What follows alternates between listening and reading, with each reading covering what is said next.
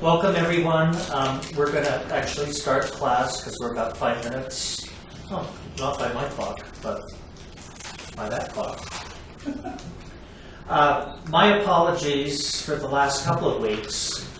The great news is we now have air conditioning here. Not that those of you at home care, but it really makes a difference in my life.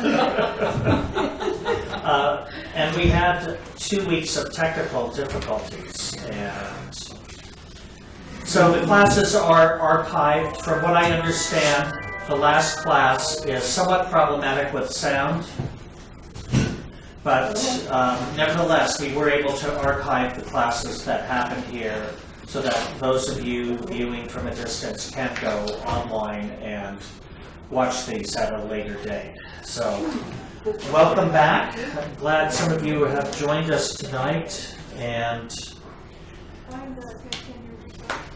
we're going to have a slightly different class tonight because we're moving our attention away from the natal charts to the progress chart. When we refer to natal charts, we refer to what are frequently called constants. So the factors in our natal chart are constant. They are things that remain with us through life. And tonight, though, we're going to be talking about progressions and how progressed aspects work to bring events into our lives. And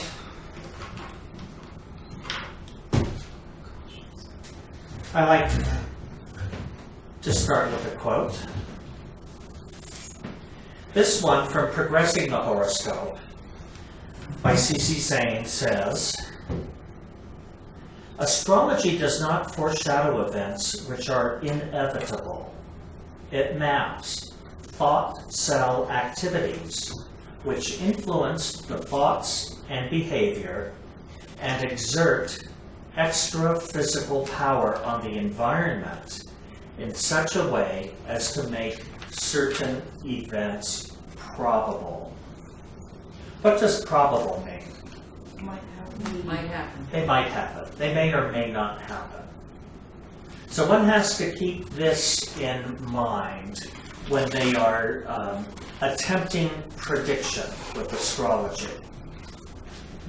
Because we're not looking at inevitable, but what we're looking at is this influence that's going on in our soul that causes us to think, feel, and behave in different ways during different periods of time. And those thoughts, feelings, and actions work to attract, through the environment, certain trends of events. And we can certainly look at a chart and discuss what areas are being stimulated and the type of stimulus they are receiving. But we can basically only give a laundry list of what the probable outcomes are. And I frequently like to give what I call worst case scenarios and best case scenarios when I'm looking at aspects of the chart. We're going to follow this with another quote from Course 14, Occultism Applied. "There is no question that the observation of the principles shortly to be expounded, even with no knowledge of astrology, will enable the individual to make more money than otherwise he would do. But long years of observing the influence of astrological positions upon the financial condition of people convinces me there are no other factors having a bearing upon making money that are nearly so important. When the individual has analyzed the possibilities of his birth chart and then intelligently watched the progressed aspects for opportunities, he has already advanced more than halfway towards making money." Well, that's encouraging, don't you think? Mm-hmm. Yeah.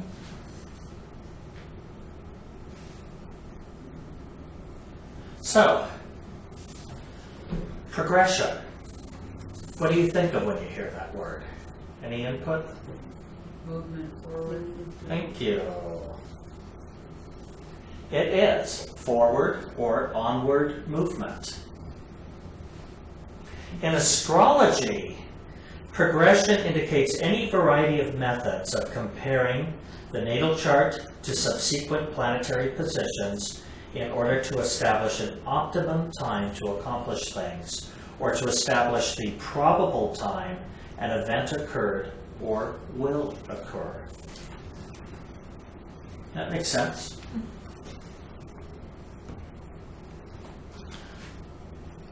I took that from a dictionary, and the only thing I would change is I might rearrange the order here, because actually what we are comparing is the subsequent planetary positions to the natal chart, because it's the subsequent planetary positions that are moving. The natal chart is the constant. It remains the same. Welcome, Barbara. Thanks.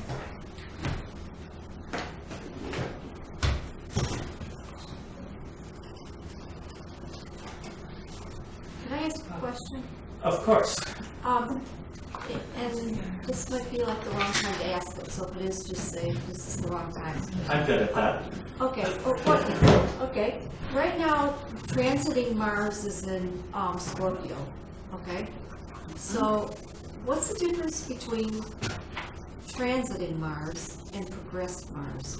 How about if I unfold the answer to that question over the next 20 or 30 minutes? Lovely. Great.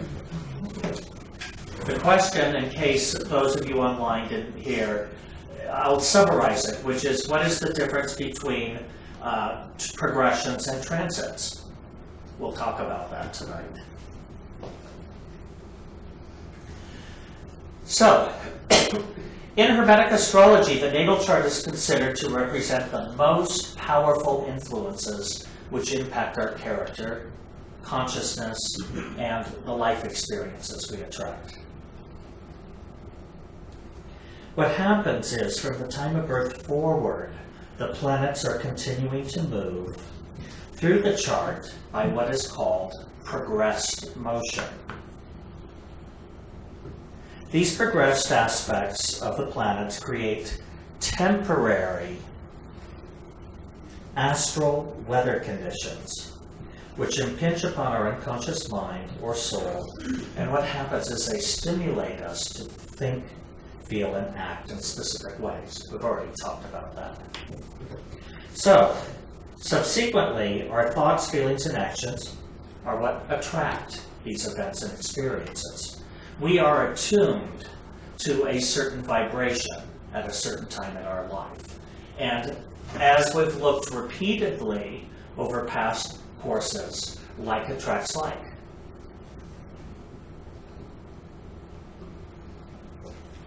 So progressions allows us to look forward to perceive the timing of events in our lives, these probable outcomes. When we're looking at this in regards to the chart from a business, finance, and employment perspective, which this class is partially about, progressions let us know, are we going to have sunshine or storms around our reputation? Windfalls or losses economically? Are we going to gain or lose employment? There are numerous other things that can also correspond with progressions. But we all know, whether you watching the news and watching notable persons and following their careers can always be fascinating, because the thing is, the lives of celebrities and politicians are played out in the news. They get to actually live in the fishbowls that we watch. And what happens in people's lives? They have honors, they have scandals. You know, they may gain a position or be elected to a position and or subsequently lose that. There are any number of things that may happen. So we're able to, with celebrities, easily follow their charts, and of course people pay attention, and people write down histories about these people. So when we're doing research, astrological research, working with celebrities' charts, notables' charts, politicians' charts, historic figures, famous people, really allows us the opportunity to look at timing because somebody's kept a record of all of that. For the rest of us, I might be the only one in the room that actually has calendars going back, 33 years, where I can actually know what events happened to me when, and go back and reconstruct what aspects were active during periods in my life and compare them to my life events. Why I have that peculiarity, I don't know, but it's actually been a fun exercise in the last year for me to work with, to start reconstructing my own life history and then matching that up, much like I do in our quarterly magazine with celebrities, and matching up the timing of key events in their lives, doing it with one's own life. If you were to take the time to do that, what you might find is that your predictive ability increases. Know your history, know your destiny is a way of looking at that. Do you actually use like calendars with the squares, or do you just make your own up? No, I actually, for many years I worked with the little celestial guide, and I would just write my daily appointments or social or the cultural events I would go to, who came into my life at what time, when I was working at one place or not at another, all of those things I would just record. And then I moved on to using a day timer, which is a type of planner, which is outrageously expensive, but it allows me to organize. Since I live in a life where I live by appointments, and I sort of divide my time between 3 or 4 different jobs, I have to keep everything well organized and structured in order to do as much as I am able to do. So I just have held on to those for so long, thinking that at some point in my old age, which has obviously arrived, that I'd be looking back at that and either using it to jog my memory and or as a astrological study. So you've been using like external events mainly?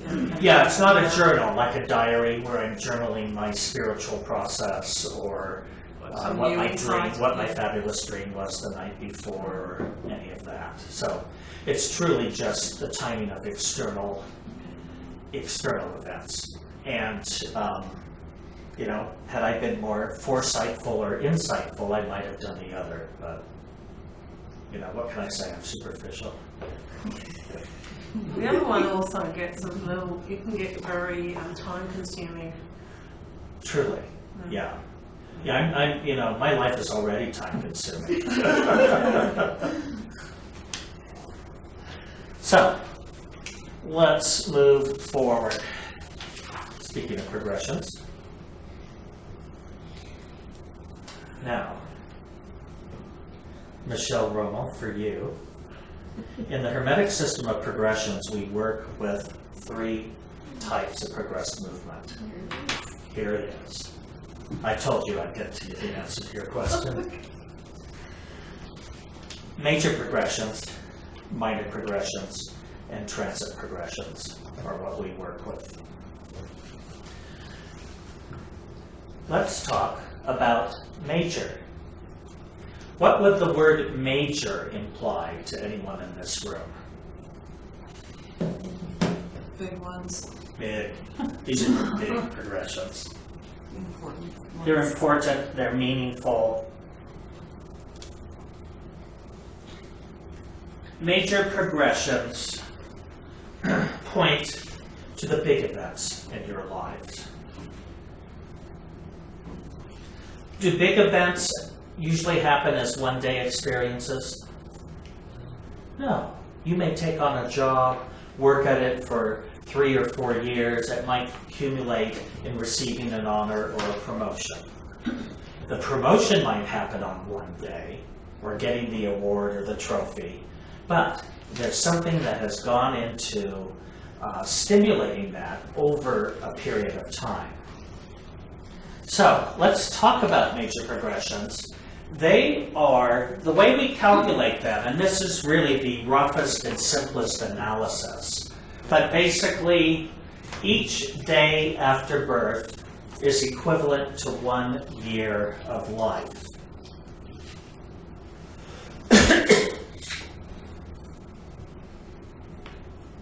Which means each 2 hours after birth are equivalent to 1 month of life.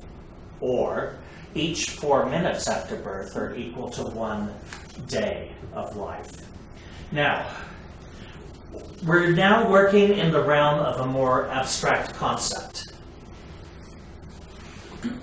which takes us back to this ideal we've discussed about events happening on the inner plane before they filter their way to the more slow-moving physical substance. And apparently these, sort of first 90 days after birth are seminal in the rest of our lives, depending on how long we live, in terms of the impact of the movement of the planets. And I want to give you an example of how this 4 minutes can be equivalent to a full day of time. A few months ago, when I was actually preparing for a class on progressions, I sometimes sleep very soundly, and there are other times where I wake up with some frequency through the night. And just as, I'm that person who keeps calendar records going back 33 years, when I wake up, the thing I do is I look to see what time it is. Because, it's dark at 1 a.m., and it's also dark at 5 a.m. And because I get up at 5 a.m., I like to have an idea as to how close I am to that, so I know whether to stay awake or go back to sleep. So I look to see what time it is. And here I am waking up at 1:05 a.m. in the morning. I believe that was the time. So I certainly am not inclined to get up at 1:05 a.m. and, I'm sure other people are glad of that. I decide to go back to sleep, and I fall immediately back into a very deep, REM state sleep. And in my sleep, I go through this dream life that is equivalent to an entire day. It's compressed time, so to speak. I wake up and I think, oh my God, I must have overslept. I dreamt for so long. What do I do when I wake up at night? I look at the clock. And it was 1:09 a.m. So in 4 minutes of time, I had this compressed experience. So there's something that's going on when we're first born into the world, and our, who knows, our brain and cranial bones are starting to, harden up a bit, where time becomes compressed for us. And this is how major progressions work. I know of nothing better for following the events over a span of a lifetime than by observing major progressions.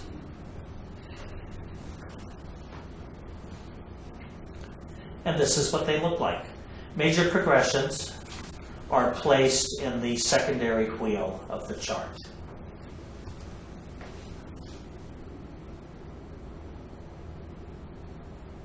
All right, the second type of progression we work with are minor progressions, which are measured by the movement of the planets during 1 lunar month after birth.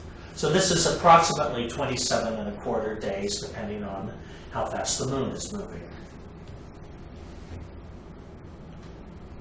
So, what this means is that complete passage of the moon through the 12 signs of the zodiac after birth is equivalent to 1 year of life. we can break that down further, which means that through each sign of the zodiac, approximately 2¼ days is equivalent to 1 month of life. And the movement through 1 degree of the zodiac is equivalent to 1 day of life. In a chart, minor progressions are placed in the tertiary wheel, the 3rd wheel of the chart. We have here, oops, wrong.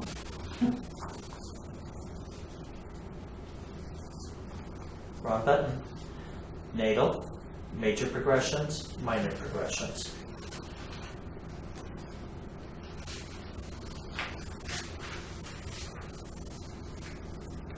So, minor progressions carry about 1/8 the power of the natal chart, and they correspond to minor events in one's life. Major progressions have 1/2 the power of the natal chart. So, I mean, how do you actually use that information? Like, unless you're mathematically calculating it with progressed astrodynes, the only way you can use this information is the degree of emphasis that you place upon a major progression or a minor progression.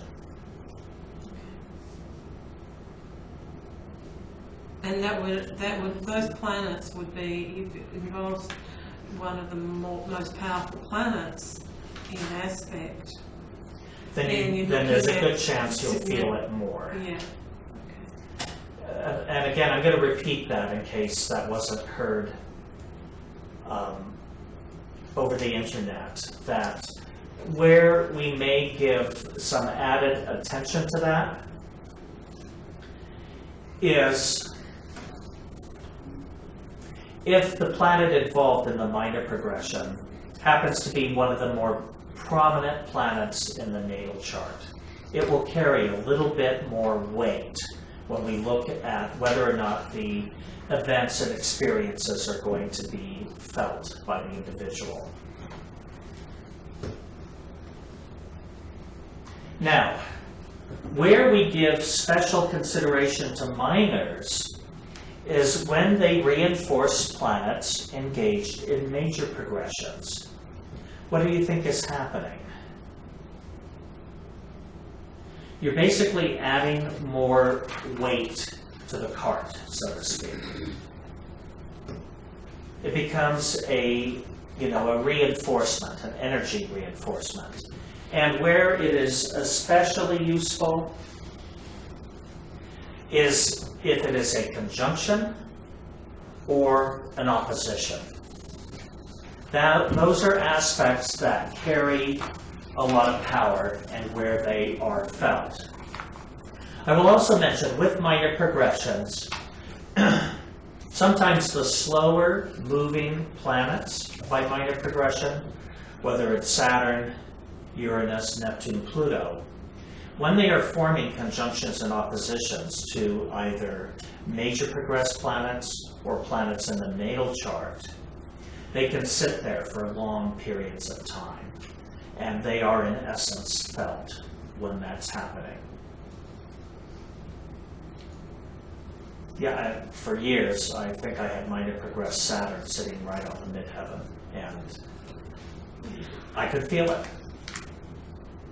I would be looking in my major progressions to see what was going on, and Saturn does rule my midheaven, having Capricorn on the midheaven, so the energy was truly felt, even though we would consider a minor progression to be a minor aspect, 1/8 the power. But it's the ruler of that house sitting right on top of that point in the chart for, I think it was about a 3-year period. Must have loved that one. I love it all. If it ain't one thing, it's another. So, you just go through life with your eyes open and fasten your seatbelt and go on for the ride.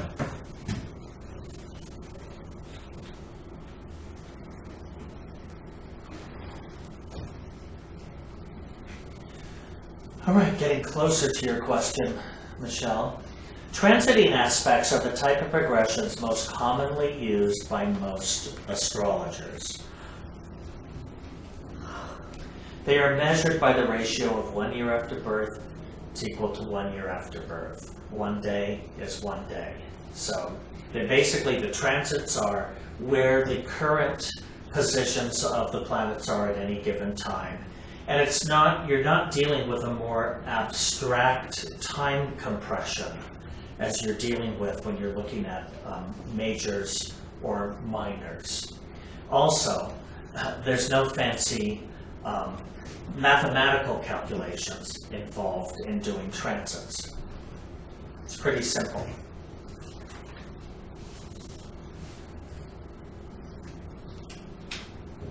It all disappeared.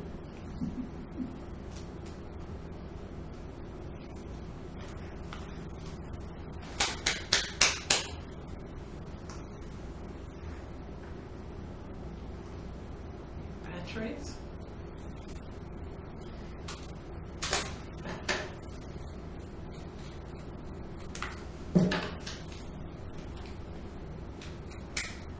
Time for more technical difficulties. We've had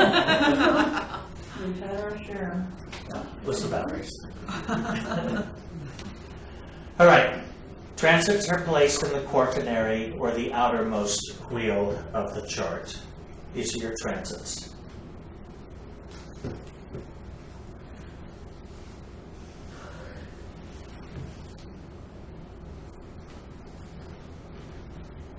Already discussed this.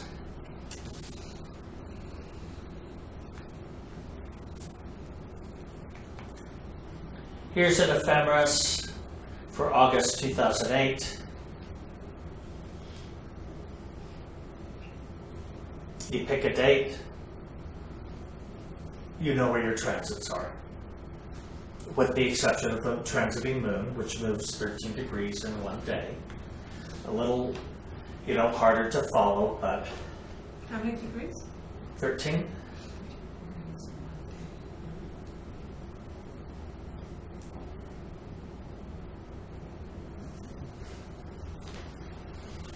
Now, in our system of astrology, Hermetic astrology, transit progressions are considered to be fairly insignificant. Therefore, we give them 1/32 the power of the energy in the natal chart. Nevertheless, that carries some weight. And for every rule, one gets to have exceptions to a rule. And in this case, the transits of slower moving planets through the angular houses, we're looking at Jupiter, Saturn, Uranus, Neptune, Pluto. Why angular houses? They have the most power. They are open doors to the astral energies. These are houses 1, 4, 7, and 10. So in this case, we consider their influences to be more obvious and more powerfully felt. And like minor progressions, we consider transits to be significant when they are forming conjunction oppositions to either natal or to major progressed planets. We do not look at the influence of transits upon minor progressed planets. Is that all astrological schools? Are they all different in what way? Every school is different, and I preface this saying that the Hermetic system places little importance on transits. No, but what I mean is in terms of the aspects. The different schools will use different aspects. Right. Okay. And in our system, we find that the aspects that are most likely to be felt are conjunctions and oppositions. And transits are felt when they are conjunctions or oppositions to majors or the natal chart, but especially when those planets are already in a major progressed aspect. So basically, many persons will look at transits and think that the transit brings the event. But if you do the majors and minors, you'll actually find that what the transit does is the transit works as a trigger. Can I get something clarified here? Sure. So If that, I'm- with the, I don't know, you might have mentioned it, but I can't remember it. Major progressions, what aspects do you look at for those? The same? Do you still look at oppositions? No, we look at, of course, oppositions and conjunctions are going to be more powerful, especially conjunct. Well, I mean, both are really powerful. We look at all 10 aspects from, I'm not somebody who looks a lot at parallels, and there's a reason for that.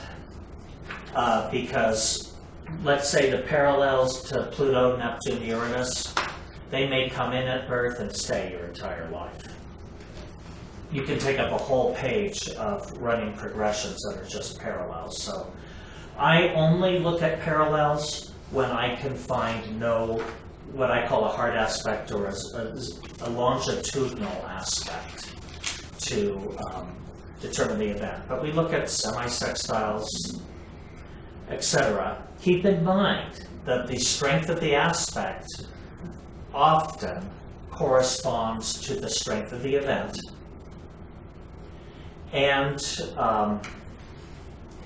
as you brought up earlier, when the planet involved is a more prominent planet in the natal chart, it's already carrying with it a lot more weight. It's been conditioned to impact our thinking and feeling.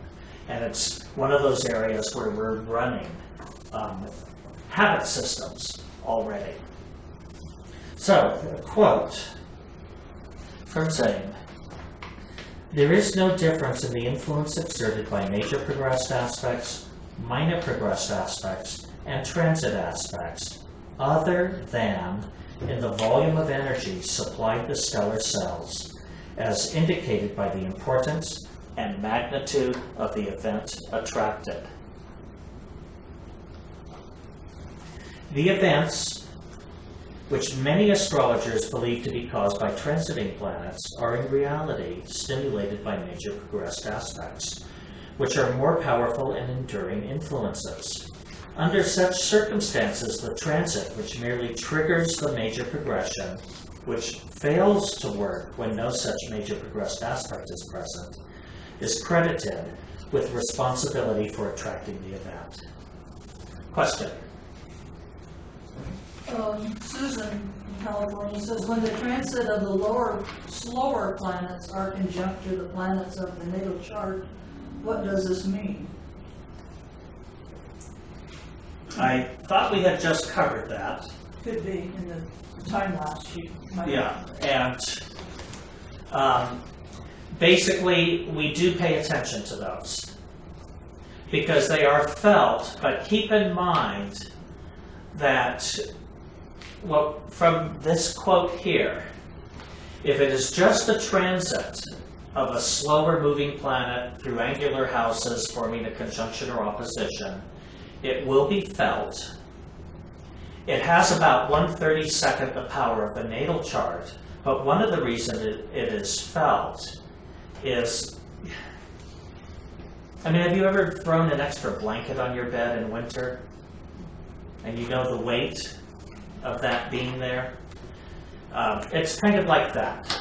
It's there for a period of time, so it's something that's sticking around and it's creating kind of a mood, would be the best way to describe it.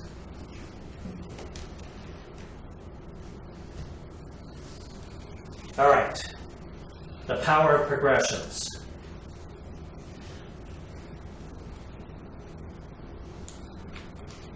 This is a somewhat violent metaphor, but it makes the point. The major progression is the keg of dynamite. The minor progression, the fuse. And the transit is the match. Does the match cause the explosion? Nope. No, it's the power that is contained within that explosive substance that is actually carrying the bulk of the energy. But the match comes along and lights it. Does that mean that when a transit if a transit activates this thing, that it then something's set in motion? It won't necessarily stop when the transit is off, or is that, does it vary a lot? No, you just may have special activity during that period of time. Rather than it being a catalyst that just sets something in motion and keeps on going. Right. I mean, it could be, you could have an aspect lasting years.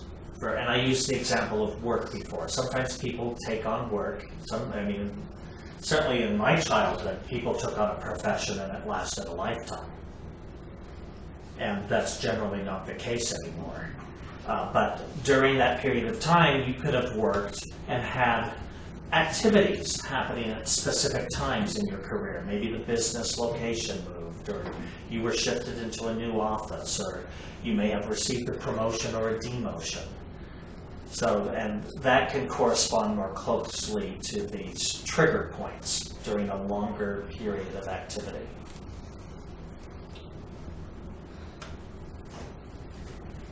So, where did this system come from? He gives us the vaguest of answers, which was my predecessor, unnamed, from whom I received the tradition, unnamed, used the system for 20 years before his passage to the higher plane. In 1902, after trying out all the methods in common usage, I adopted it and found it most satisfactory in an extensive astrological practice, which continued up to May 1915.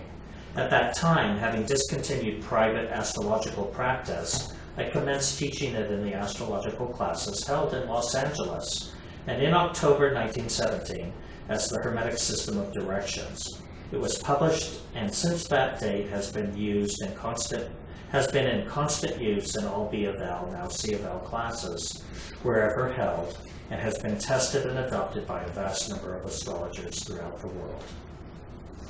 Are there any thoughts on who this person might be, the predecessor? Any type of theories? Clues. It was a physical human being. Because he passed. Wow, at least we know that. We have a clue. Yeah, so the question is, Barb?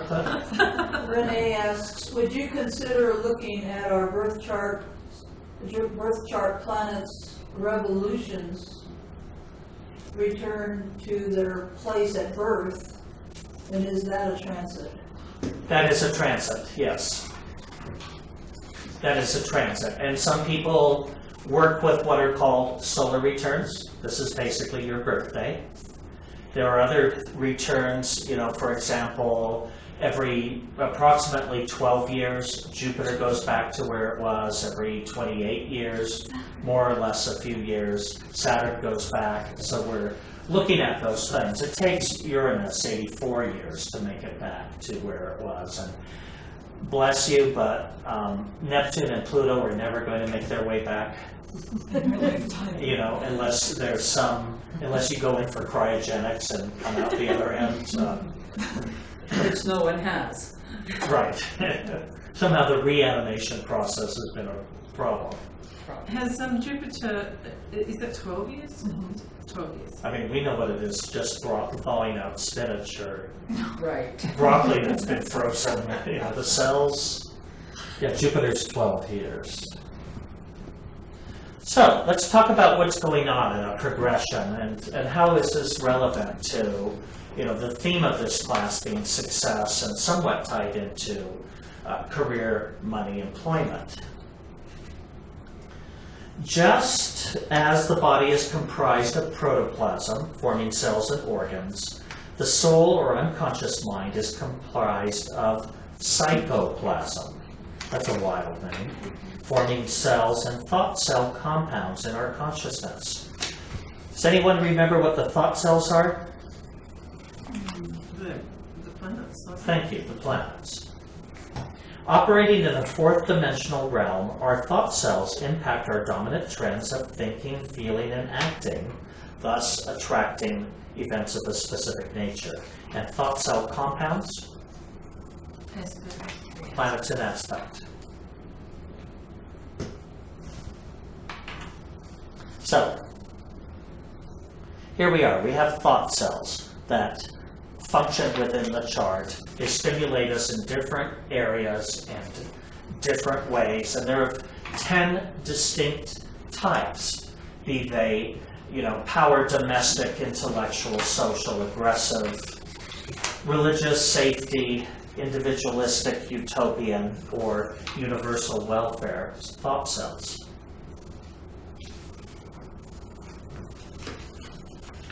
Now, the importance of the events that happen in your life is dependent upon the intensity of thought cell activity. What are a couple of things that can affect your thought cell activity? Oppositions. So aspects. Aspects, yeah. Right, progressed aspects is one thing that stimulates us into thought cell activity. So is obsessing. You may not have a progressed aspect going on, but if you start to ruminate on a particular area of your life or theme or topic, you start to stimulate that thought cell. So you can, through thinking specific trends of thoughts, start to create intensity in these thought cells that bring about important events. The rub is, for some reason, the majority of our minds are set to obsess on the negative stuff. I mean, just think about a day at work, and what do you go home and talk about? The stuff that happened that wasn't so great. Yeah.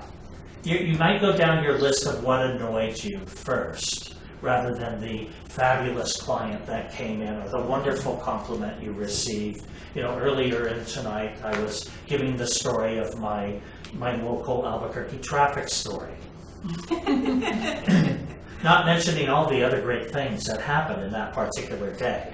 But that's the trend of human consciousness. We're always trying to work out the challenging stuff rather than trying to activate, inflate, emphasize the good stuff. Just start paying attention to that. What do you talk about when you get home from work? Or what do companions, family members, etc.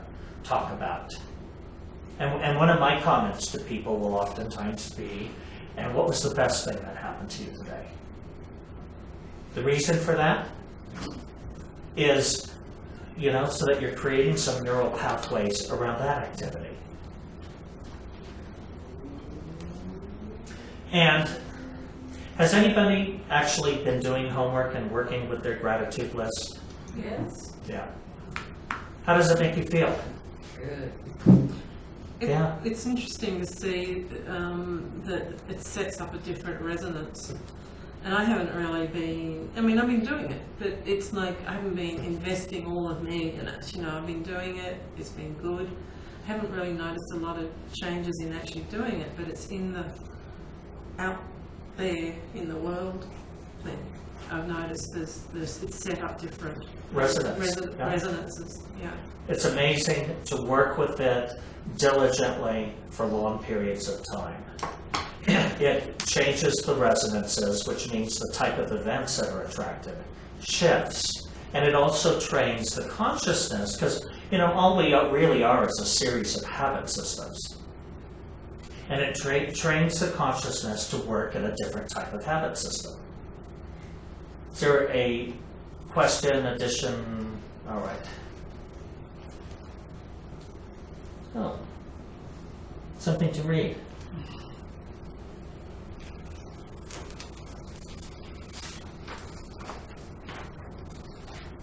In predicting what events will be attracted into the life at a given time, therefore, the first thing to do is to consider the normal composition and activity of the thought cells within the compartment of the astral body affected. Then, consider the volume, type, and harmony or discord of the energy added to the stellar cells within the compartment, and estimate not merely the amount of activity which will result from this new energy supply, but also how the new energy supply modifies, or accentuates their normal feeling of harmony and discord. Oh, would you, somebody translate that for me? It's gone really abstract, hasn't it? I got the first part, but It then was you just- clear to the author. All right. Estimate not merely the amount of activity, but also how it modifies. All right. Thought cells within a compartment of the astral body. What is the thought cell? Planet. And the compartment of the astral body? Houses. The houses. You got it. So what we're doing is, you know, the astrologer has to synthesize all of this information when they're working with someone. It helps. One of the reasons when I work with a new client, I will almost always require that they do a natal chart reading in advance of a progress chart reading. Any idea why? You have to know your own Baseline. You need to know the baseline, yeah. constants. You need to know the constants, because by understanding the natal chart, which carries the constant or the power, the progressions all express in reaction to that. So that's what's being discussed. You need to first understand how are these thought cells working for you in these areas of your astral. Then the volume. Okay, what would be volume? Power. Type. You know, is this a social thought cell or an aggressive thought cell? And then the harmony or discord of the energy,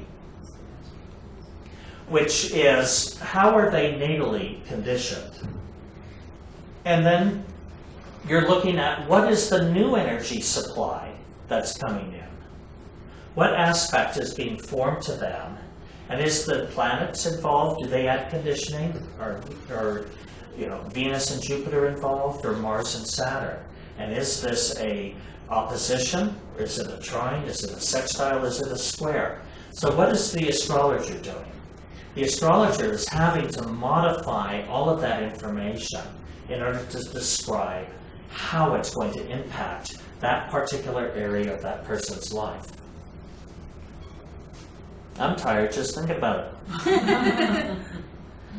How does it work when you've got a planet involved in different aspects? I mean, how do you figure out the dynamics between the aspects which have a shared planet?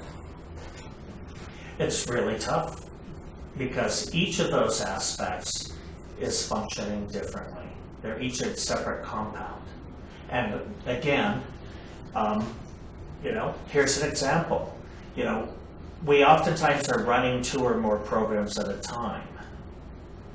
I am somebody who is very patient in some things and very impatient in others. You know, how is it? One can have both. I certainly do, and have always felt that, you know, life was a conspiracy to teach me greater patience. Because every day I'm getting a lesson in it. So, I mean, I don't want to kind of labour my examples, but I discovered that I had 2 T-squares, and there was a planet involved in both of those, a key planet, and it was also a key planet in one of my grand trines. So, I mean, I've actually devised a way, it's probably what astrologists do, but I figured out, well, I could figure out the direction of the energy that moves between them and try to see what the dynamic pattern is within each of those aspects. But then if it's got a shared planet, I don't kind of get, what I feel like doing is like totally avoiding anything to do with that planet's activity. If it's one of my strongest planets in my chart. But it's such a key one in the T-squares, the 2 T-squares. But there it is in a grand trine, which has got a possibility in it. that class of distance is going to be too long for me to repeat for you to hear. Sorry.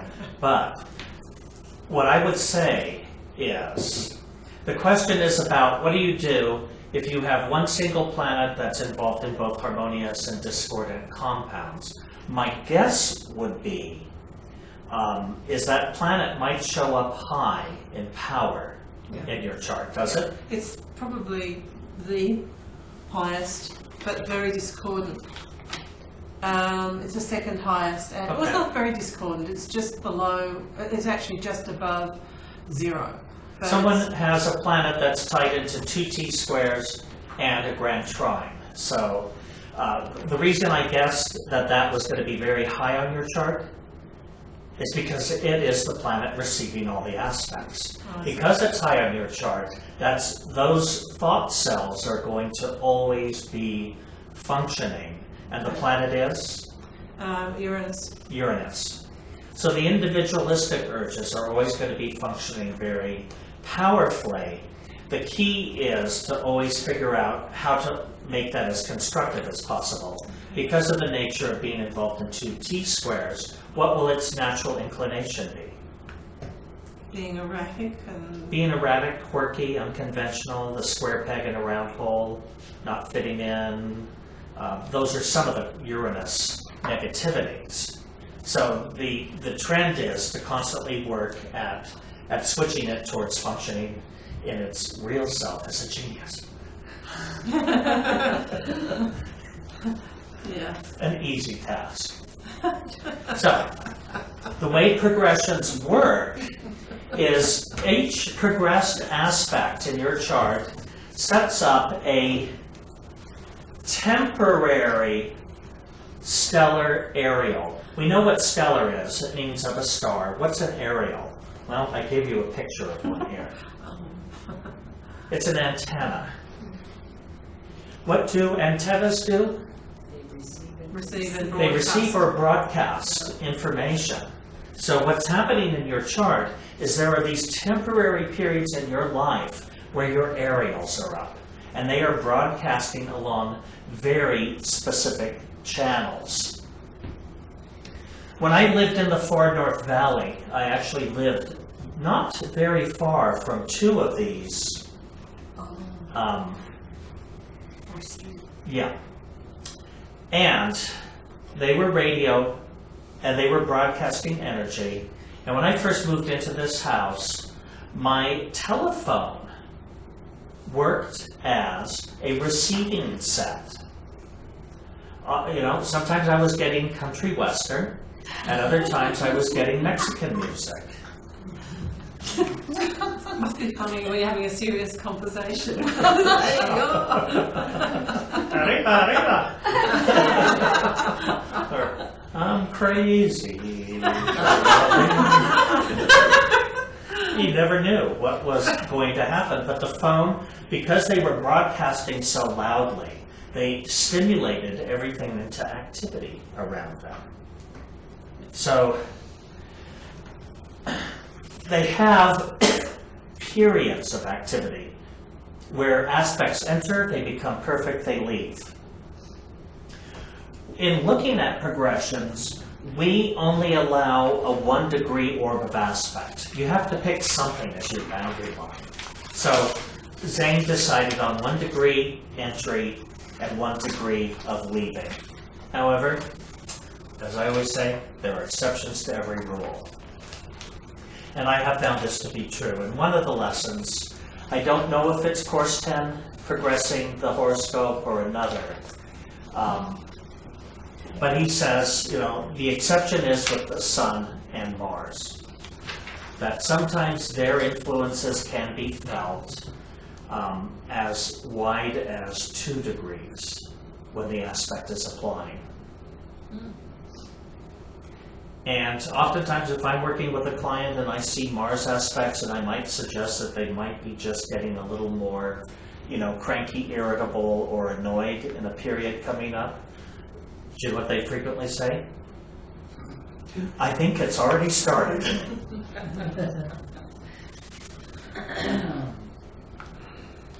All right.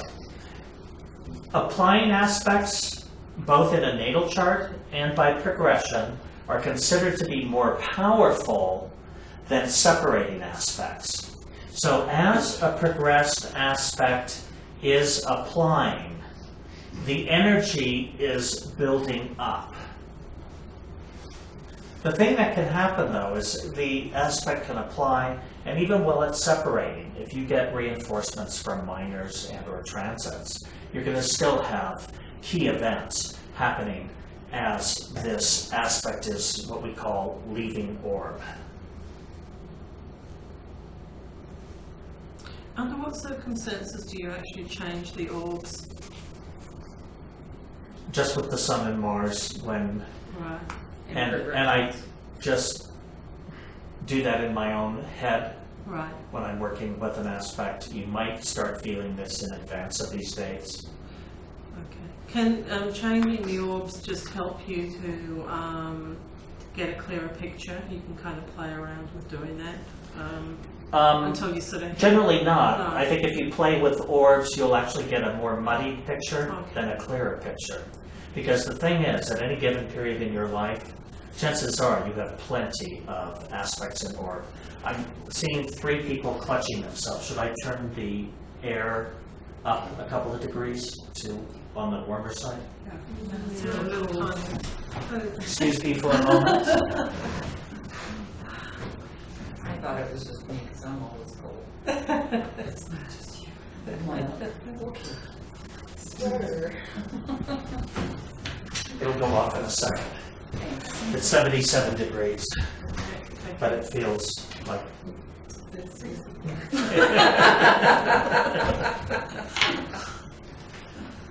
All right, now the other thing we're looking at in a chart, and this is important, is progression stimulate 4 or more regions of the chart.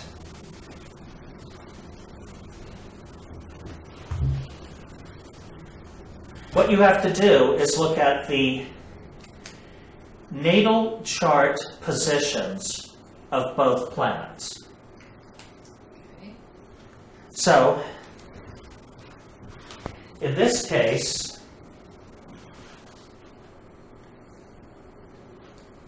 we're looking at a Sun-Jupiter aspect. Progress Sun, 28 Virgo. Progress Jupiter, 28 Capricorn. What is the aspect? Square. Trine, same element. That's okay. It's the end of the workday. Just don't ever make that mistake again.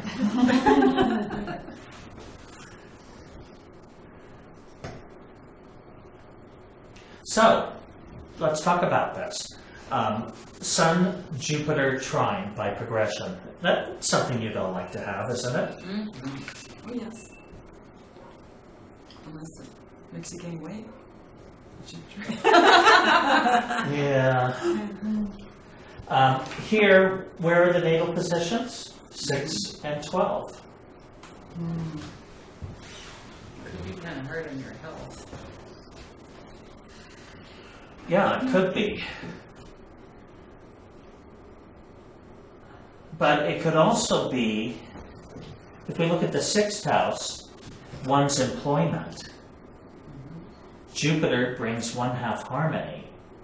And from the 12th house, it could be from hidden sources. Now, you also have to look at where are both planets by progression.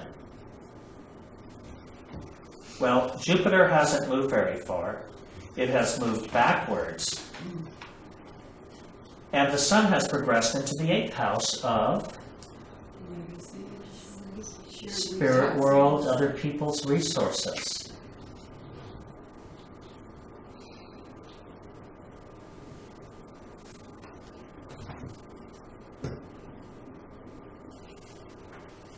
Maybe receiving an inheritance from someone you don't know, or someone you didn't think cared about you. Unexpected Yeah. returns. All right, we've talked about 4 or more. What are the more? Thank you.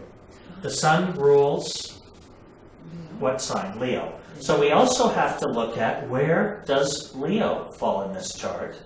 And Jupiter rules Sagittarius and Pisces. So we have to look at what else is being stimulated? Under this aspect, the 11th house of friendships is being stimulated, and or groups, clubs, or organizations. The 2nd house of money and finance is being stimulated, and the 7th house of marriage and partnerships is also being stimulated. So under one progressed aspect, you can be receiving stimulation into all of these different areas of life. This is especially important to remember when you have unoccupied houses in your chart, because the only way you get stimulation to those houses is either when a progression has moved forward into what is an otherwise empty house, or when you have a progression involving the planet governing the sign on the cusp of that house. And the inclination is to overlook that. So this chart was actually an employment opportunity. This is Obama's chart, set for the time of the, what was it, November 2008 elections? What also happened shortly before that? His grandmother died, 8th house. So the sun had progressed into the 8th house. There was a death. But Sun Jupiter, the power urges which have to do with status, Jupiter came in as a lucky influence.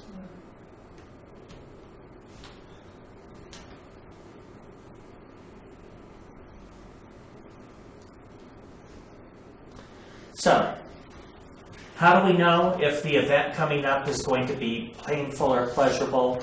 There's a few things we do. We, of course, have to look at the natal chart constants. Astrodynes are the best way to determine what the natural conditioning of any planet is. Because, why is that? Because you're the constant, Yeah, we take ourselves with us wherever we go. no matter where we go. And these natal chart constants represent your habit systems. Yeah. What are your habitual ways of thinking and feeling about these activities in your life? Well, Venus adds a 4th harmony. Jupiter adds 1/2 harmony. Mars adds a 1/4 discord. Saturn adds 1/2 discord. And then we have the nature of the progressed aspect. There are neutral aspects, which are the inconjunct, parallels, and conjunction. Harmonious aspects are the semi-sextile, sextile, and trine. And discordant aspects, semi-square, suspect square, square in opposition.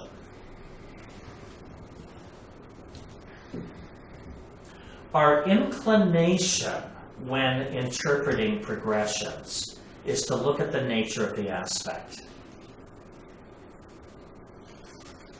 and to think that that determines the type of event. But you really have to look at the conditioning of the natal planets. The conditioning being what the Astrodyne chart reveals Yes, about being harmonious or discordant and powerful or lacking. Right. Okay. You do, because really all these show is the more of volume of energy. Semi-squares, sesqui-squares, inconjunct, semi-sextiles are not high volume. You know, squares, trines, oppositions, conjunctions are high volume energy. And you will find the big events in your life come in under those aspects.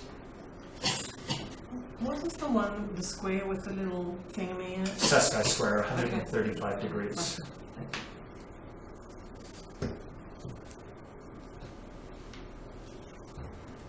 So we basically discuss this. We look at the natal conditioning to get a clue. And what that looks like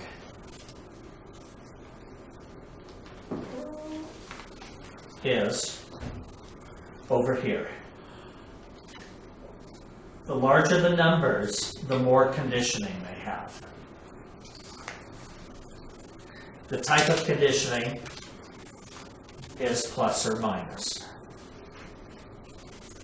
So basically, we're stimulated into thinking, feeling, and acting in certain ways, and it's those thoughts, feelings, and subsequent actions that attract events.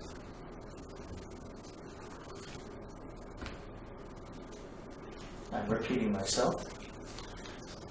Okay, houses. Another good thing to know when you're looking at progressions is the houses remain constant. So the only cusp that we progress are the ascendant and midheaven. They're given the value of planets. But basically, progressions move through the houses of the chart. And the planets move forward or backwards if they're retrograde. So with the retrogrades, it would vary in meaning depending on the planet.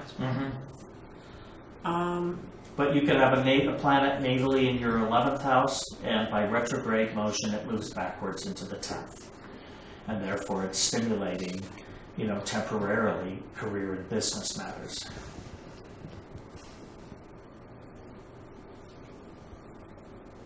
We talked about that. We'll move forward. All right,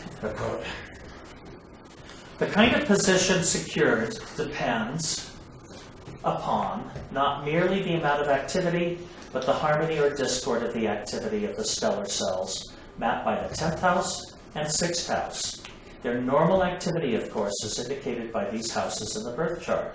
But when progressed aspects form to their rulers, temporary stellar aerials permit additional planetary energy to gain access to these stellar cells and increase their activity. This is what brings or loses the position. He's talking about gaining or losing employment. Has anyone here gained employment? Has anyone lost employment?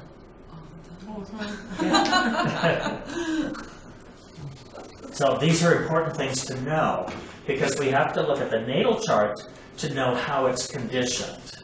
To lose employment, you have to gain it first. So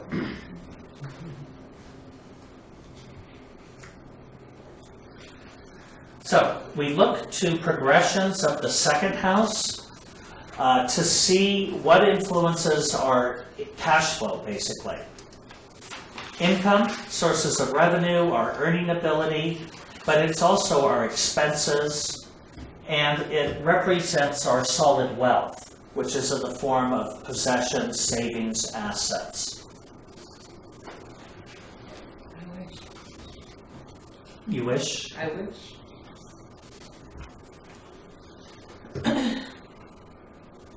This is why in previous class I had you look to discover what are the rulers of your 2nd, 6th, and 10th house. It's always important to know what those things are because our abilities to gain or lose employment, to gain or lose income is really determined by those planets. Now, progressions which involve the 6th house stimulate activity in the workplace. This is employment opportunities or their loss. There are times where we may have 6th house stimulation and we're not being paid for our work. We could move into volunteer work or service work. And it also stimulates our relationships with colleagues, co-workers, and our employees or tenants. 10th house progressions stimulate your honor, your reputation, your status, whether you're going to receive awards, trophies, public standing, visibility, whether you'll be elected. It also stimulates one of the best things to determine your promotions or demotions. It's your relationship with your boss or your superior. Why? They're the person that generally makes that decision.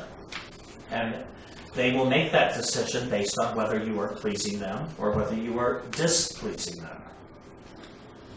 So, you either meet their expectations or you don't meet their expectations. So if you've got a pattern of loss, and this is a question I know you won't be able to answer because it's complex possibilities, but if you lose jobs and you can't find what the pattern is, I think my sense is astrology could be very helpful in that way because you could start looking at whether there are similarities or differences, because I guess the ideal thing is to have learnt from one's experience and understood what it meant, you know, whether it meant avoiding that kind of work or that location or that kind of working relationship.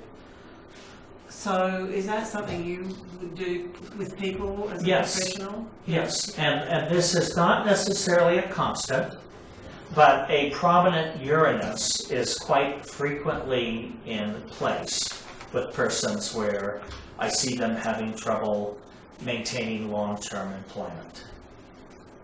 But it's not the only constant. But I certainly have seen among clients that lose jobs frequently, which means they have to gain them as frequently. Uranus is the planet of alternate loss and gain.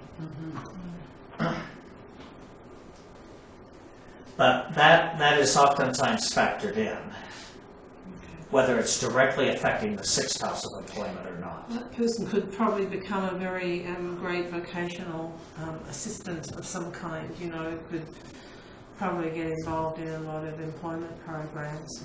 Right, or learn some skill where they get to work freelance or independently, and aren't necessarily where they get to make their own schedule, work their own hours, and aren't necessarily as bound to having long-term relationships with people, because there are some freelance occupations where you have clients or patrons or individuals that come into your life, they're there temporarily, and they leave before they annoy you, or vice versa.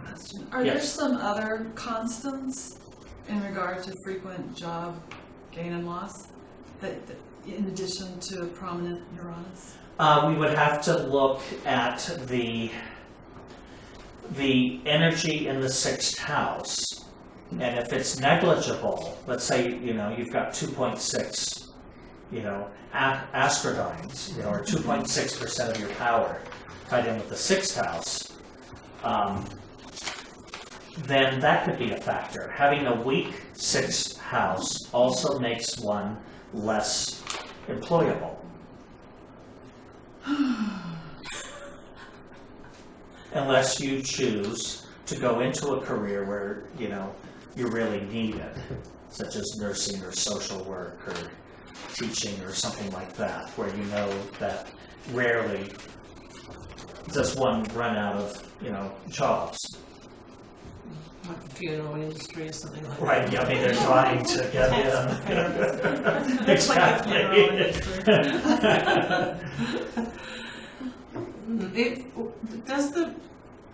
Does Mars have any impact on these losses and gains? Like if there's not a strong Mars in it, or strong aspects, if it's actually, what I'm trying to say is that if it's kind of a Mars that's all over the place, doesn't really have any power or anything, that could impact on it. But if it's a strong Mars with a positive energy, that would impact on it too, wouldn't it? If it's somehow tied into the 2nd, 6th, or 10th house. Yeah.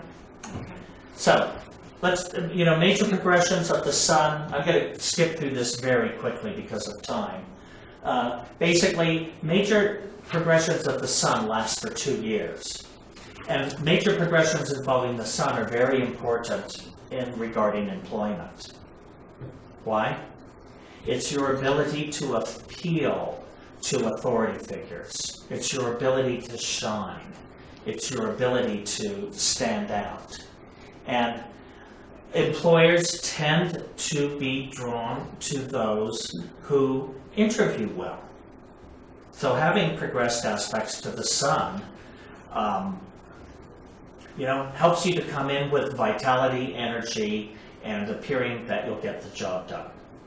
One of the things we do in electional astrology, you know, again, if you're looking to go out on an interview, which one doesn't always have control over the timing, or if you're even asking a boss for a favor, give you a day off or increase your salary, we're looking to favorable aspects between the Moon and the Sun. You know, you look at the ephemeris or your aspectarium, is the Moon inclined to a sextile or trine to the Sun? What's lectional astrology? I'm sorry, What is a lectional astrology? choosing or electing events. Okay. Now the moon affairs, basically affects everyday life, and we'll discuss just shortly lunar progressions, and they are of less significance. Why? Major progressions of the moon last only 50 days, 2 months at the most. So, when we're looking at, it's interesting to look at major progressions of the moon because it affects one's moods and mentality. The moon is basically going through a different sign about every 2.5 years. And the closer you're born to the equator, it's going through a different house about every 2.5 years, unless you're Vega, where it might spend 5 years in one house and 6 months in another. When you're born in these really odd latitudes, you have houses that are either open like that or like that. Can I ask you a question about the moon before Yeah. we move on? If you have a progressed moon over moon, you've said before that it sort of is like a Saturn return in transit astrology. And chances are you received one in the last month or two. Right. I know that only because we're the same age. The same age. Yeah, and I had mine this summer, so. So I don't understand what it does. Like, What house is it in? mine's in the 7th. As is mine. And it can place emphasis on those matters of partnerships, the public, interactions with others, one's spousal relationship, etc.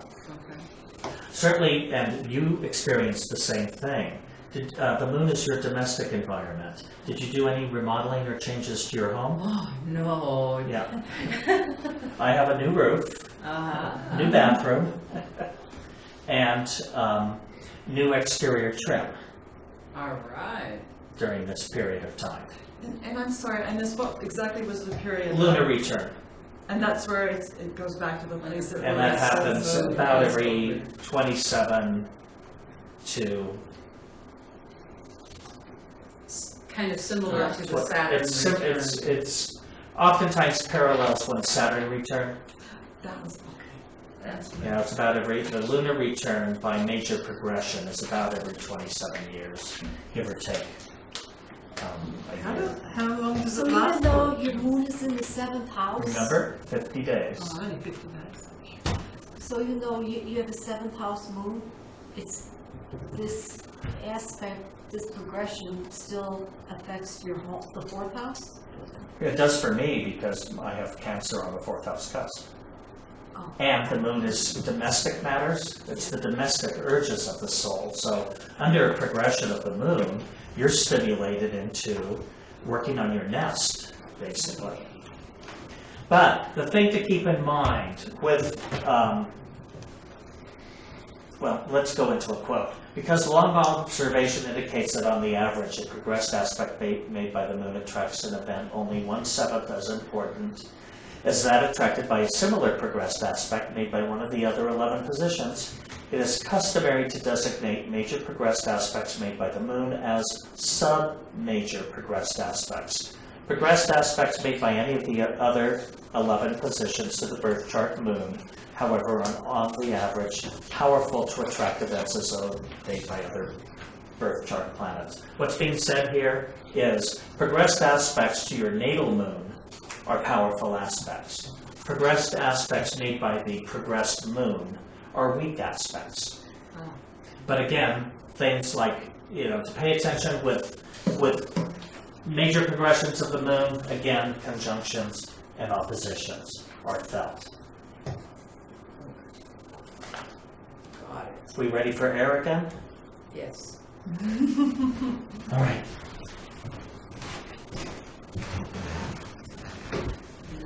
Ready for what? Air. Air. Oh, yeah. It's just that, yeah, it's Fluctuates. the vent is right over here. Oh, right there. Let's see if it comes on. There we go. Thank you. planets. I'm going to go back to the moon. The moon also, as I said, spends approximately 2.5 years in a house. So what we pay attention to with lunar progressions is how long is it moving through that house? Well, going back to matters pertaining to success, finance, employment, career, there are going to be periods in your life where it's moving through your 2nd house, moving through your 6th house, moving through your 10th house. And during those 2-year periods, more or less, it's adding stimulus. I find whatever house the moon is going through, we are shifting our emotional focus into that area of our life for brief periods of time.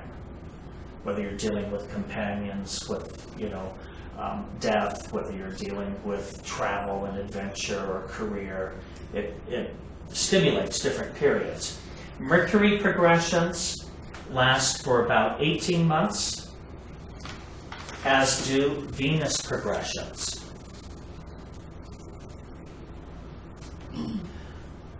I've always thought it very unfair that Venus progressions only last 18 months and Saturn progressions, last really, really long. A bit of a party pooper, huh? Yeah, Forever. yeah, they may go on for 20 some odd years. So. Mars progressions, depending on the speed of Mars in your chart, can last for 3 or 4 years. The other thing that can happen in your chart is you can get an aspect between 2 progressed planets. And if they're moving along at a similar ratio of speed, then those aspects can last a lot longer. Jupiter aspects are 11 years. And Saturn aspects last 15 or more years. Uranus aspects, they just go on forever.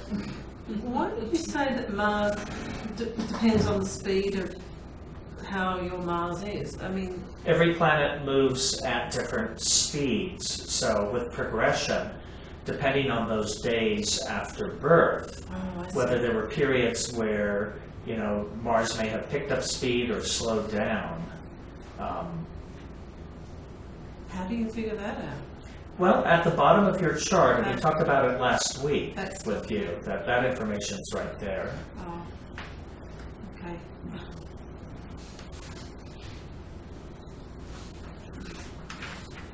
Neptune attracts schemes. Pluto brings in coercion or cooperation. But these are aspects that can sometimes last a lifetime. So this is how we weed. This is how we read. Must have been channeling Elmer Fudd. This is how we read a progressions report.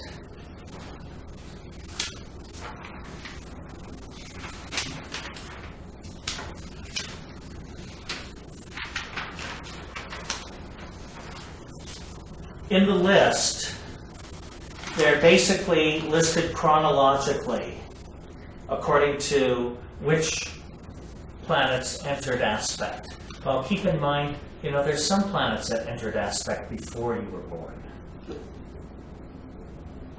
But basically, that first line here shows you when the aspect formed. These are in the handouts? No, it's on the screen, not in the handouts tonight. But it's not on our own horoscope that we were given? Mm-hmm. Oh, okay. Right. You have them in the classroom. We just don't have that particular. No, because that's Barack Obama's chart. It's not your chart, so you're not going to have this. And then this. Yeah, you got that instead. You could have had presidential progressions. And all I got was this lousy ribbon.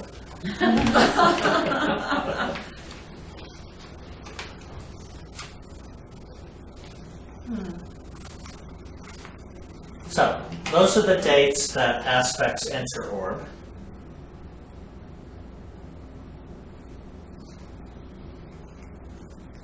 So that program, that that we have here, you can actually set it up to decide, you can get it to sort of organise according to peaks or endings, so you could look at, it's easier for you. Okay. Yeah. You can sort it anyway. Sometimes it's nice sorting by peaks, because you can see if there are a lot of aspects lining up at one period in your life. Yeah, What do you think's going to happen? a lot. Something hits the fan during those periods of time. Well, for Barack Obama, it just looked like a really long list, so that would be... Right, and you weren't looking at it close up. Some of those aspects came in orb in 1963 when he was 2 years old. So it was a really long list. So then you can sort of, when you're seeing if they're approaching or succeeding, then you can kind of gauge a little bit where the pressure might be off you, or something like that. Exactly. Right, so... Is the pressure on or off is the question. Yeah, oh, you want a home run or... So,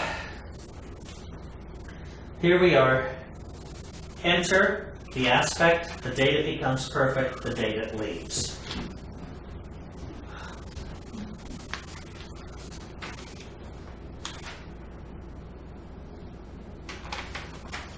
Now,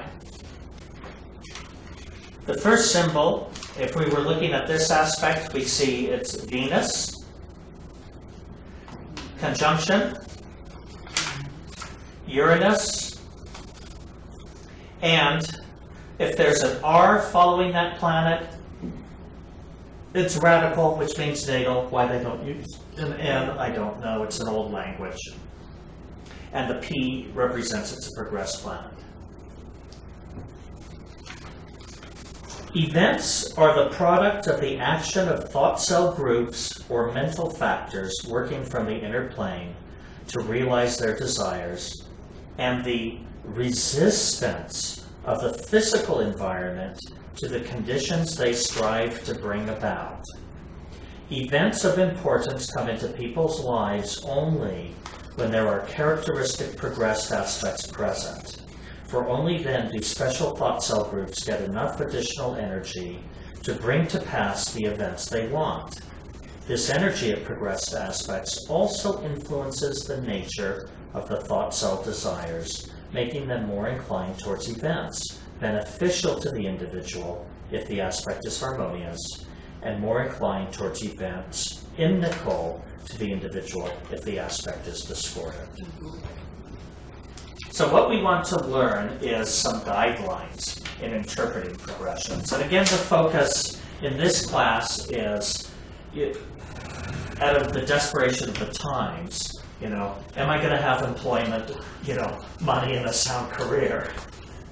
But I want you all to know that although there is a science to astrology, which is the mathematical calculation and the observation of planetary positions, the process of interpreting a chart is truly an art. And it is an art requiring an astrologer as opposed to a computer. The computer is great for doing the scientific part of a chart. I don't want to spend 32 hours doing math. So, certain things when you're interpreting for someone, considering their career, their business, etc., you have to take into consideration the education and the training of the individual. The mental habit systems he or she has cultivated.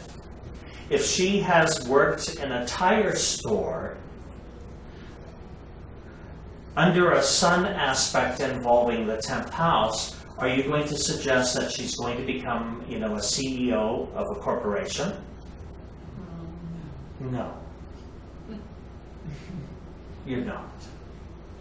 So can a computer synthesize that information? No. But an astrologer can. So here's one level where it's an art. Now you don't necessarily want to be discouraging to people, because certainly we want to encourage everyone that the sky is the limit. But something like that, depending on what the basis and the background of your training is, How might a sun aspect affect this person, where she has, been working at, Jiffy Lube or Discount Tires, or maybe she goes on to manage the particular location under a sun progression to the 7th house. One takes on leadership skills. Wouldn't that depend on if the sun is kind of discordant? Because if the sun's discordant, it could create clashes, couldn't it, with the bosses? And It things? could. Yeah. But again, one of the things that I pay more attention to with progressions is really what is the power of the natal conditioning. Because ultimately, we're going to talk about this in next week's class when we talk about how to rule your stars. Regardless of the conditioning, one can still bring experiences of a particular nature into their life. You just may have to work harder during those periods of time to make them feel pleasant or successful to you.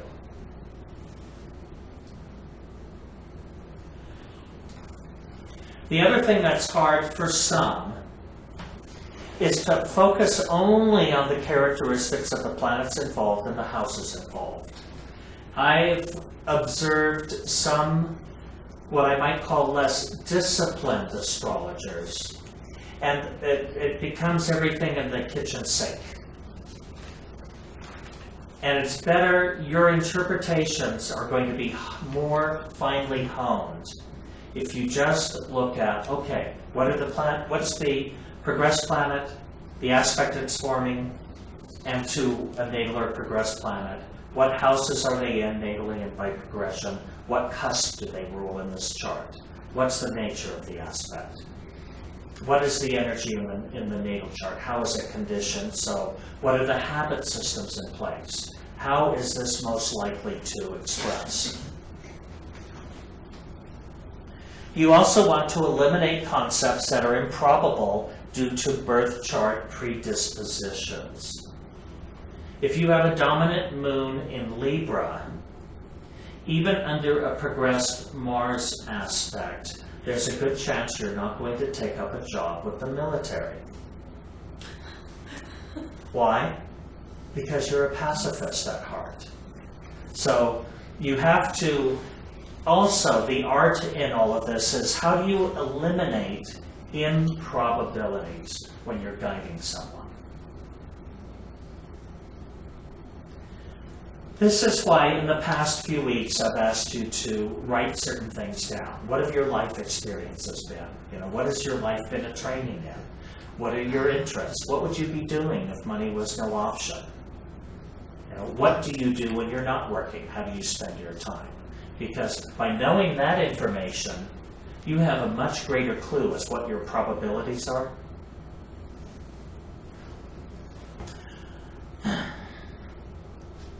All right. Age is a factor. Gender is a factor in securing employment as we get older. And one of the things I've heard a lot in the last 2 years is, from women over 50 trying to gain employment. It's very difficult right now because we do live in a ageist and sexist culture. But here again, a 20-year-old is going to be more likely or more inclined to have success starting a dance career than an 80-year-old. Would you all agree? I just saw something on AARP about that. Apparently okay. a lot of the old ones are getting onto sort of sports team dancing stuff. Cheerleaders? No, special kinds of dancing, and I think there were, I don't know how many applicants, but it was actually a story in there that these older, really old, much older people are actually getting places in those teams. That's great. So society is changing. But the physical body, unfortunately, makes it much harder. Yeah, it blew my mind. 12 would be placed. No, Yeah. I'll have to start reading the AARP that they send me. I think I'm in denial every time that bill comes. I'm not old enough, that's what I tell myself. But you have to think about that. Another example is, I've known massage therapists who have started their work in their 20s and others in their 60s. And the people who have started that business in their 60s soon discover that they don't have the stamina or strength to do that for long periods of time. You know, they might be able to successfully work with one client a day. There's just certain things that, you know. Or they may have to choose a different form of massage therapy that's Right. less taxing or Exactly. or that, You know, Or maybe a jump start into just holistic healing and Yeah, jump into exactly. exactly. You can get into dietary counseling and other Yeah. things that are less physical. And there are exceptions to every rule. There are 80-year-old dancers and massage therapists. But for the most of us, again, if you're, and this is outside of the area of work, if you're looking at a chart of a 6-year-old and you see Venus aspects or aspects to the 7th house, unless you're in India, you're not going to say they're going to get married. You know, that the culture and the chronology of life events don't allow for that. But it might be a period in her life where she becomes very social and starts, being invited to everyone's, birthday party and gets on everyone's guest list. So we have to shape our interpretations, according to what's likely or unlikely. If a person's trying to get into a certain career or a certain objective, or it's an expression of a calling, like we were just talking about with massage therapy, someone goes into that older, but they find out or they know that it's not going to be something that they're going to be in a long time, but it's a bouncing off point for other things, then that's something you could do as an astrologer, isn't it? Look at the pathways, possible pathways to getting to whatever it is, whether it's something predetermined or something somebody's already got a wish for, or whether it's something that, they know, okay, I can't stay in this. What are the other permutations of that can come out of this? Right, and that's why in the second class I gave you list of permutations. Yeah. Because the more you can start thematically connecting certain vocations according to planets or signs, the more creativity you'll have, again, the art of interpretation in offering suggestions to others. I mean, I got in trouble with a client once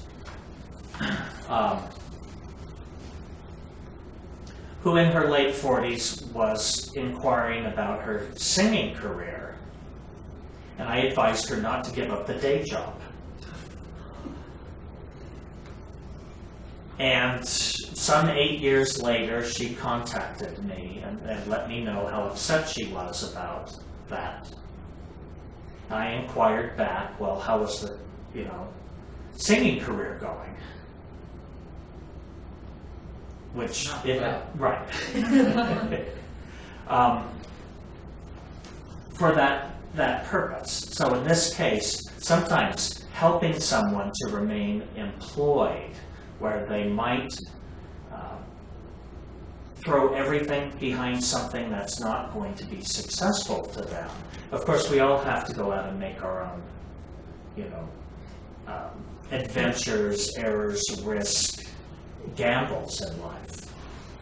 But not everyone's going to be happy with the information you give them. So is there a way you can look into a chart to see how much energy is likely to be expended on something that's not necessarily the calling, but might be an occupation, and ways to balance it up so that you actually do have the energy available? Let me think about that. I'll see if I have an answer next week. Because I think that's a dilemma a lot of people find if they can't do their vocation or whatever. It's that thing of how do you juggle the time and how do you look at the chart to understand that. I mean, obviously you've got to know the field out there, that, and the more you know about what's possible, then you can work with it. Right, and that's vocation versus avocation. And I encourage this person to continue to sing and to pursue it as an avocation, but not to give up everything she was doing to do that. And that's the thing sometimes, because the job itself might be so draining, because it's not what their nature is really all that suited to, whether it be temperament or various conditions. So I know that a lot of people struggle with that kind of juggle. And part of the question I ask is it something you would be willing to pursue and do in your time off, even without compensation? Yeah. And if it is, it could be your calling. Yeah. It could be your calling, but you may have to do that precisely without that expectation. And sometimes that can take a real pressure off of people, because sometimes your genius cannot express through a calling if you have to make money at it. Certain artists fall into a pattern where they don't go beyond their money makers, and they just keep mass producing the same thing over and over and over again. Whereas if you're not dependent upon it for money, you can explore in all these different areas. And that's just one example. Related I'm to going to cut the conversation for now, just so we can get to the end of the class. All right, back to interpretation. We've got 15 more minutes. Whether or not a progressed aspect attracts fortunate or unfortunate events is determined less by the nature of the aspect, by progression, more by the conditioning of the planet in the birth chart. Here's another important thing. In any aspect, the more powerful of the two planets that is forming the aspect, that is going to be the antenna that's getting most of the energy. Why do you think that is? Its habit systems are deeper. So it is more accustomed to pulling the power, to pulling the weight.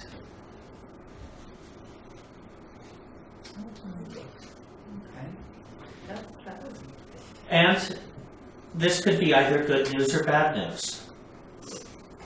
You can have an aspect and not attract an event. Why? Conditions in the environment may not allow that to happen. So there can be factors that limit actually what happens. Rarely does one have an event, though, without an aspect in orb.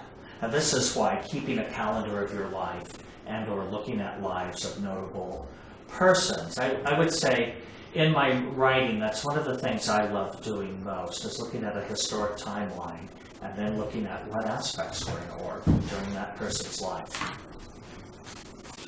Hindsight, of course, 2020. Our future vision is a little rougher. Major progressions pull in events without any further reinforcement. What are the other reinforcements? Minors, transits, sub-major, such as progressions of the moon.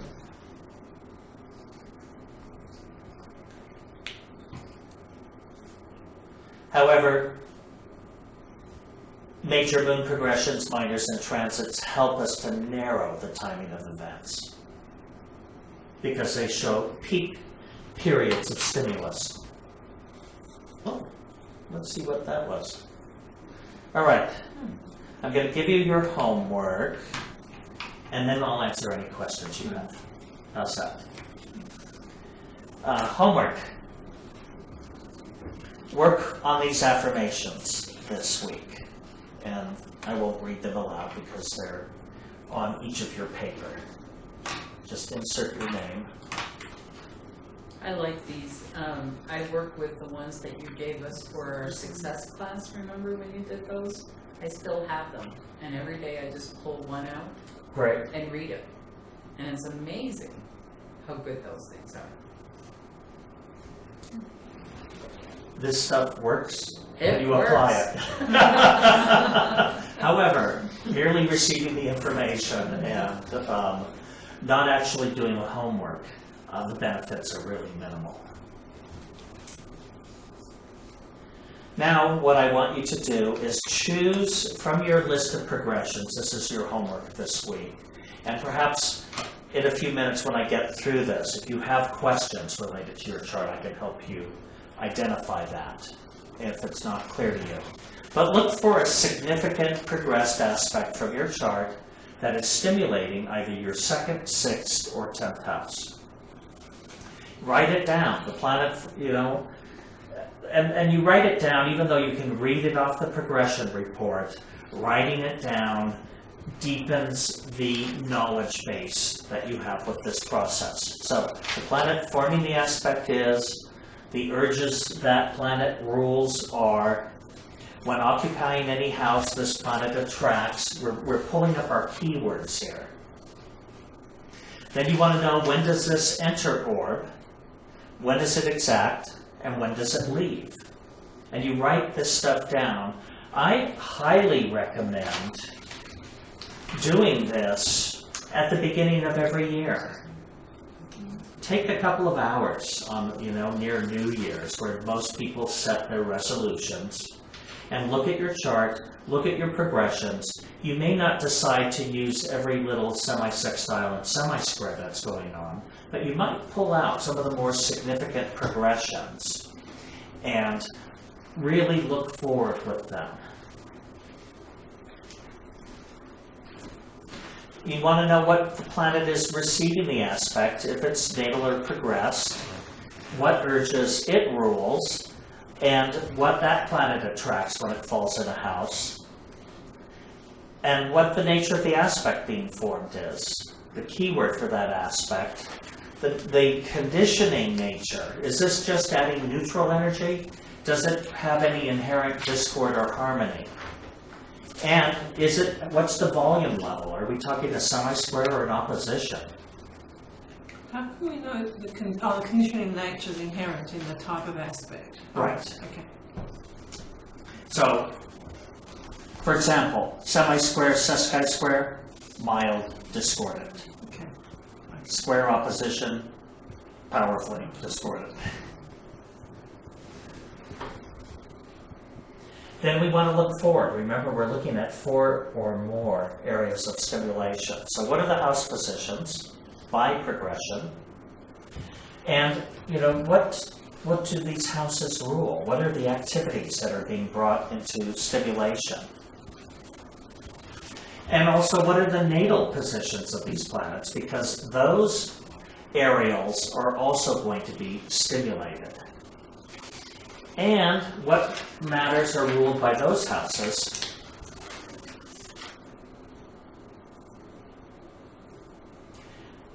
And this is, again, part of the art, is starting to understand what is the conditioning.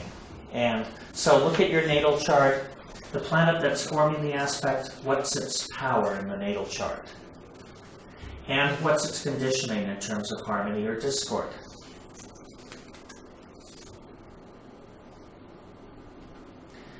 Another thing that's very interesting to do, and I highly recommend this when you're looking at your own progressions, are these 2 planets that are forming a progressed aspect, are they engaged in any aspect in the natal chart?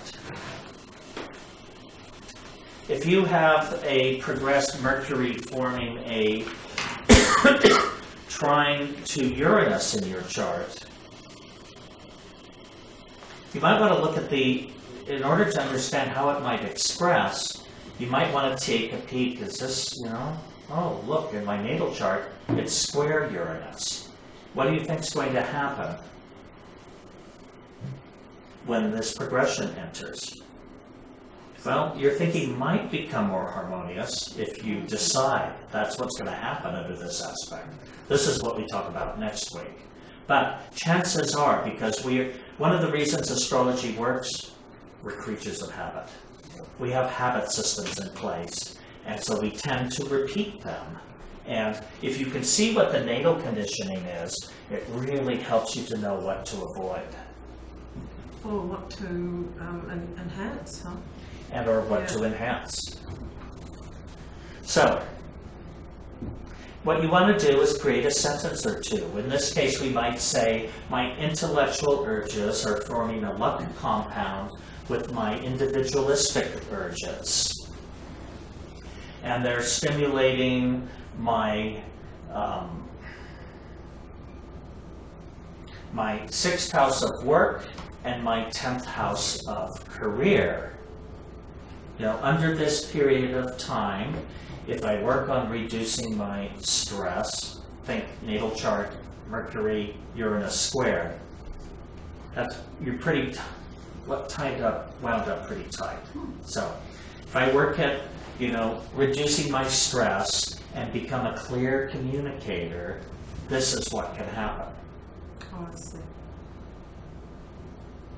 So that's looking at what to emphasize.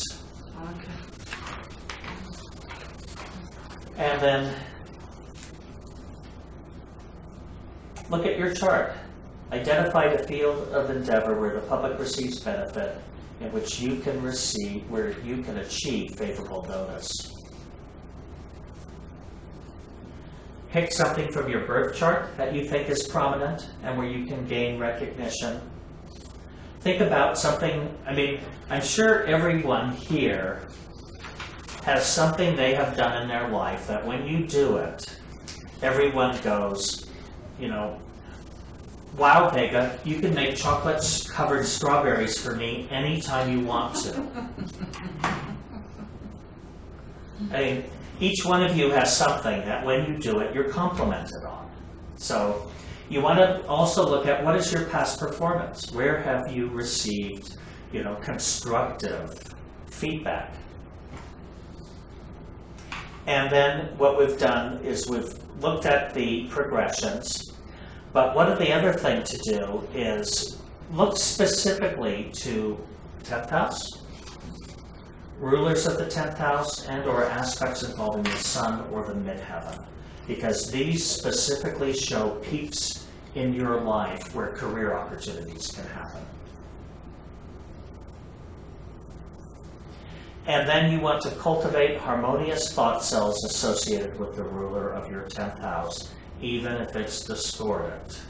No, that's the ruler, the natal ruler? Yes, if you have a planet in your 10th house, or the planet, if it's unoccupied, then the planet or planets governing the cusp.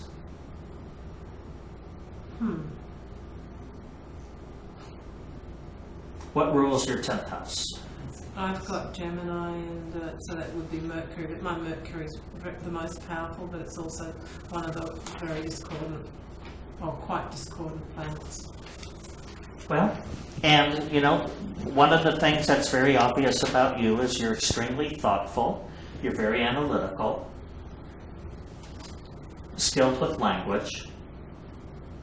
So it's deciding on what are the harmonious thought cells associated with that, and, you know, listing it. Okay. You know, I'm all of these things. Ooh, look at me. Yeah. All right. 4 minutes to go. Next week is our last class. And so what we're going to do is sort of summarize everything from the perspective of what you can do. You know, the astrological chart provides us with part of the information. The other thing is, at any point in our life, we get to apply our will towards what we want to have happen. And we're going to talk about that. So even if, you know, even if you have no energy in your 2nd house, you know, what can you do to stimulate income? Or even if you have a highly discordant 10th house, what can you do to make bosses love you so that they don't want you to depart their company? So, 2 minutes. Any questions? All right. All right, and thank you, those of you who are viewing from the internet.